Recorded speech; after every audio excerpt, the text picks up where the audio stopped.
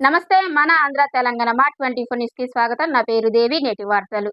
CPI మాజీ జాతీయ ప్రధాన కార్యదర్శి కామ్రేడ్ సూరవరం సుధాకర్ రెడ్డి గారి దేహాన్ని తెలంగాణ ప్రభుత్వ ఆదేశాల మేరకు గాంధీ ఆసుపత్రిలో వైద్య విద్యార్థుల పరిశోధన కోసం అప్పగించారు. అధికార లాంఛనాలతో ప్రారంభమైన చివరి యాత్రలో ఎర్ర జెండాలు, విప్లవ నినాదాలు మార్మోగాయి.